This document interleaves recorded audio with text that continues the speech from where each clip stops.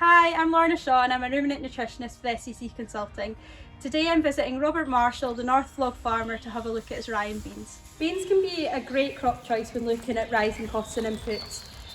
We're quite susceptible in agriculture to worldwide markets, which causes quite a lot of price volatility. By growing a crop such as beans at home, we're less reliant on the worldwide market because we've got a good quality protein source right on our front door. We're less reliant on delivery, plus we've got the benefit of beans being a nitrogen fixing crop, so it's reducing inputs from the farm also. After harvest, beans should be stored dried and whole. They can be quite susceptible to mould, so keeping them dry and whole helps preserve them for longer.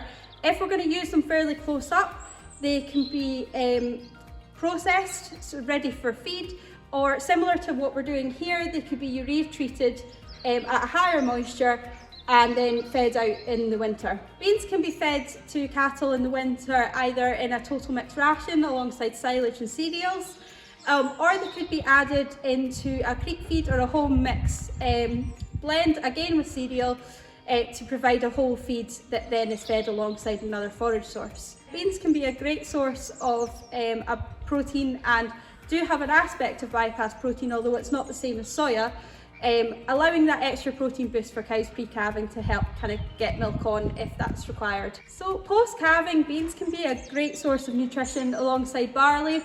The barley post-calving just adds that bit of propionic acid to help energy production, which is really vital for keeping milk on cattle.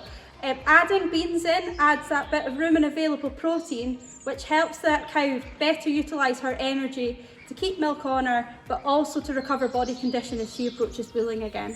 Alongside beans, Robert's also grown rye this year.